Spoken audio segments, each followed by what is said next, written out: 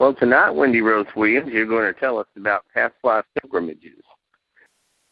Talk a little about what that means. What is a past life pilgrimage? Well, a past life pilgrimage to me is simply when we go somewhere, typically that we haven't been before, and just suddenly start having those feelings of déjà vu, or we're just able to navigate really well there.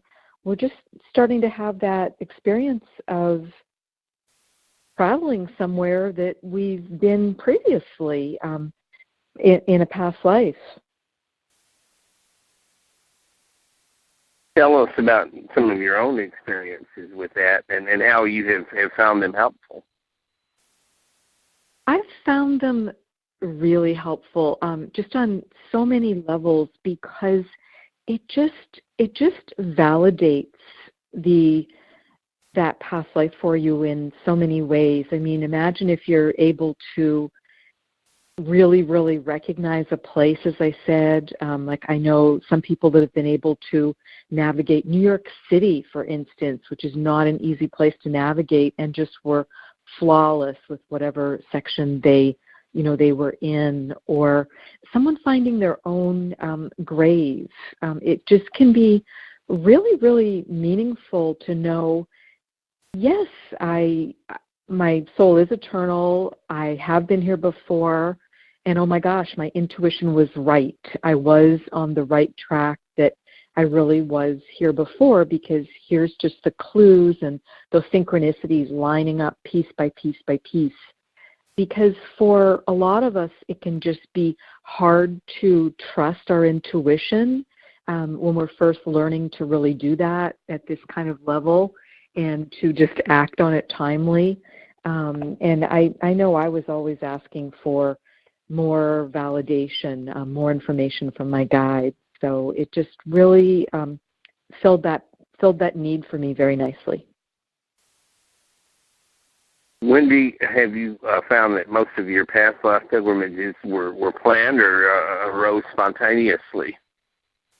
I've had a combination. Some of the places that I went to, I thought or suspected or felt I might have a past life. And once I went there, there was just no question in my mind. So some of them were planned in that sense. But then the surprise that came up several times was I discovered more past lives. And some of them were in that location, and some of them were somewhere else, but I'd get more information about it because there was some thread to pull between the two. And I've also had the experience of it just being a total surprise. I had no inkling that I was going to have a really meaningful experience at Multnomah Falls in Oregon, for instance, just having no idea that I had been there previously in a past life, and just stumbled on it during a family weekend away. Tell us a little about the Ramona Falls, Oregon experience. The Ramona Falls was a different life. I'll jump to that one. Ramona Falls is also in Oregon, and what came up there was I really needed to release past life energy from an 1800s life as a wagon train leader. I needed to forgive myself, and I was just having a lot of trouble doing that. So I believe that's one of the many purposes that past life pilgrimages can serve, is for us to release energy that doesn't serve us anymore. And it can also help us bring forward abilities and just bring more confidence and intuition forward, as I said. So Ramona Falls came up because a friend posted a photo on Facebook, and I just could not look away from this beautiful waterfall. And I was just really mesmerized by it. Had no idea where it was. Just the photo said Ramona Falls, so I had to do some digging to figure out, was it even in the U.S.? Was it overseas? Where was it? And I was really thrilled to find that it was a 5-hour drive from me, so it was doable as a weekend. So I went there, and everything fell into place so easily once I committed to making that trip. And I think that's another hallmark, too, that you're on the right track with something, because when you just start to get into that kind of flow, just keep going with it. Just keep asking your guides for information and for assistance, and it's amazing how things just really come together. But just making that walk, I was concerned about doing the hike because it was a longer hike than I had made before, and I was having a fair number of challenges with walking and mobility problems with my hips and back and neck, so it was a little daunting. Oh goodness, now we're going to go on this 7-mile hike that's got some elevation to it, and it's going to take 4 to 6 hours. So there was some leap of faith, piece to it too, to plan that trip. But I am so glad I did it, because so much more detail from that life really filled in. And as I said, it just was a journey in forgiving myself, because I just couldn't let it go that people had died on that trip. And I just was taking that, I was really punishing myself for that and just was not forgiving myself.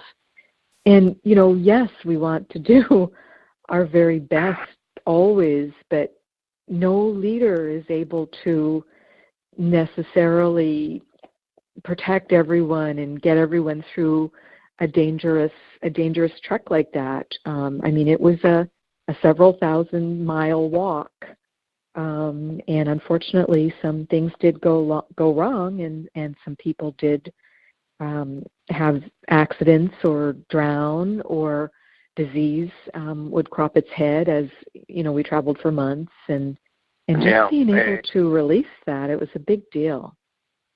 In that incarnation, Wendy, your name was Jessie Applegate, correct? Yes, and that was really a gift. I did not know that at first. I worked with that life for a couple of years, probably for about 2 years before I went on that trip to Ramona Falls, because I didn't know that that's who I'd been or where I was supposed to go. So it just came together piece by piece, like putting together a really big jigsaw, and just being a spiritual detective, so to speak. And I just kept writing down the little pieces of information that came to me. And, some of it's during a dream, some of it's from meditation, something, might be something that someone said, and it's like it just really catches your attention, and it's some sort of message for you. And I would keep writing the questions in there too, because we don't know. It's like we just have to really just take our best information we can gather and just keep working with it, and just have an open heart and an open mind, and be discerning as we try and gather this sort of information. In one of your past life pilgrimages, LaPush, Washington came up, the Olympic Peninsula. This was a shipwreck coast. What can you tell me about that? Those beaches are simply gorgeous. If anyone's seen the Twilight movie series, it's the beaches where the native tribes had several scenes and would go in the evening and have a fire and so on and so forth. So it's out west of Forks, Washington. It's all the way on the coast, and there's multiple beaches there. And it's very, very wild waters there of the Pacific Ocean, and hence the name, the Shipwreck Coast, because so many ships have been lost in that area. But just really, really gorgeous area. So I had been told that I was a medicine woman, and when I felt into that information, I knew it was correct. I knew there was something to release, but I didn't know what, because I felt a lot of sadness around something from that life. And then bit by bit, again, the pieces came together, and a friend mentioned that the Quileute tribe did a weekly healing ceremony with drums, and that they would, dance and just do ceremony, and that this was marvelously open to the public, which is kind of rare and pretty gracious of the tribe to do that. And it was on a Wednesday night, so that was a bit tricky to get out there for, but it just kept catching my attention. It's like, gosh, I'd really like to do that. And then a friend went and did it, and then my family actually went out and did it before I did, so it was like it just kind of kept calling my name. And in that class, you were a Quileute medicine woman.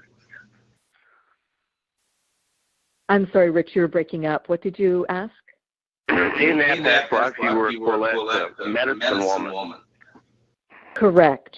So as I put the pieces together, that's what I realized was that's what that life was. So I made the decision, and two friends went out with me, and we drove to La Push, and just everything went perfectly with transportation and ferry boats and just making connections, because it's a good long day trip. It's better to do an overnight from my location, but it was a 12-hour, everything went perfectly, push it hard kind of day trip for us. And it was just incredibly meaningful to get down there on the beach, because immediately I started being able to see some of what had happened in that life. And I'm not usually so clairvoyant, but I could just see those ships of old, and I could just see what had happened in that life that had so upset me. And a ship was going down, and we the tribe had a very, very large multiple person canoe, not meant to ever be used by one person. It was used by 20, 30, 40 people at a time, and just for that sort of purpose.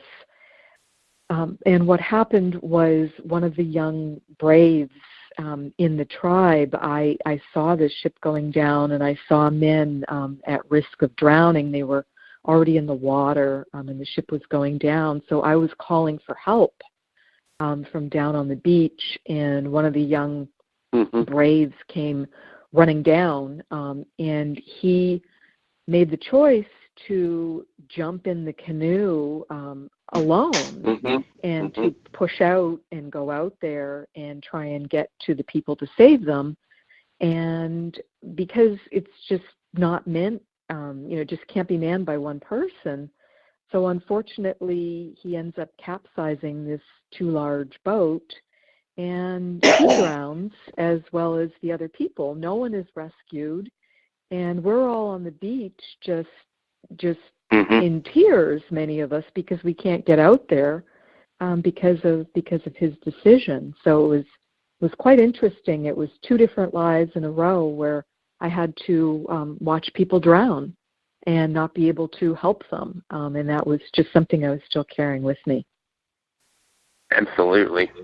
Wendy, I'm amazed at how many of your past life experiences seem to be in Oregon and watching.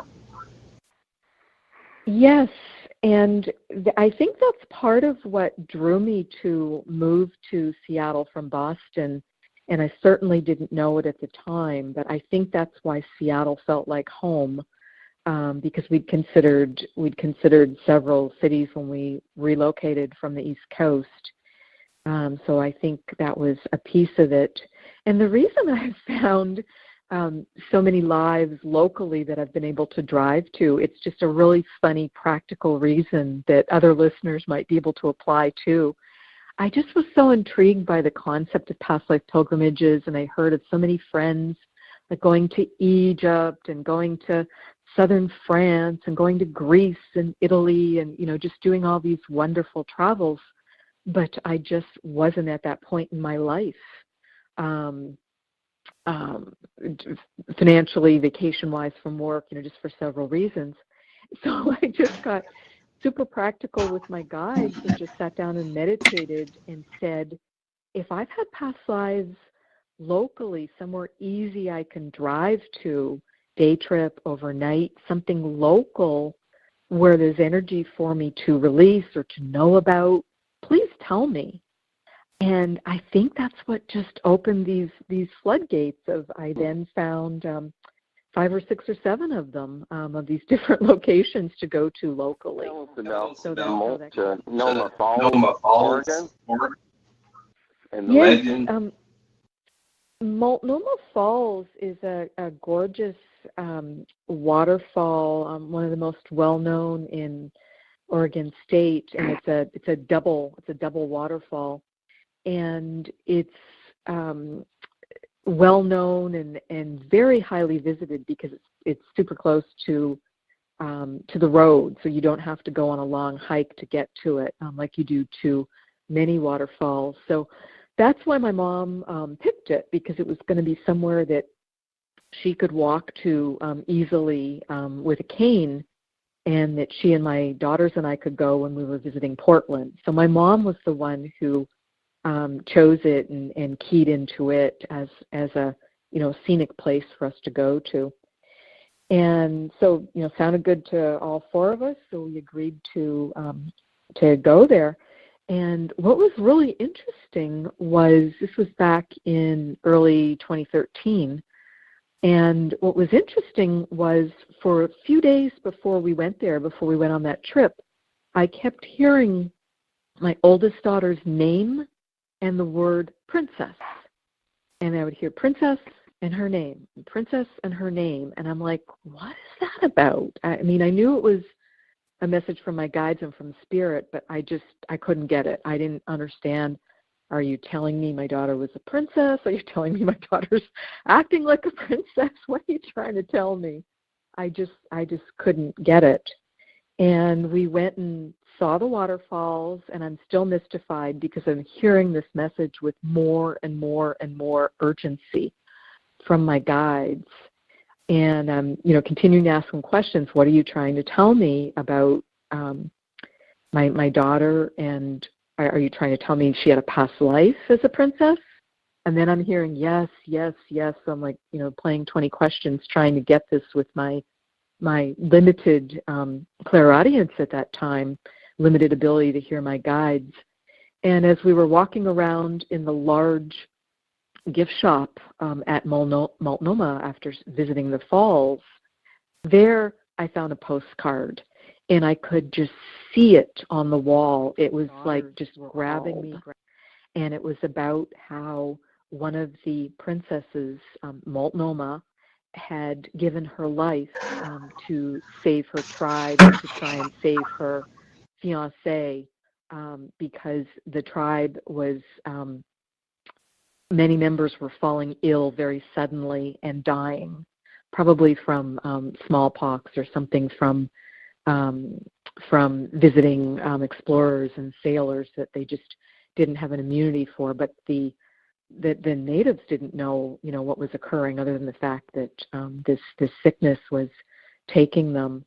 And Multnomah chose to make a sacrifice when her fiancé fell ill and had this terrible disease too, and she was so concerned he was going to die.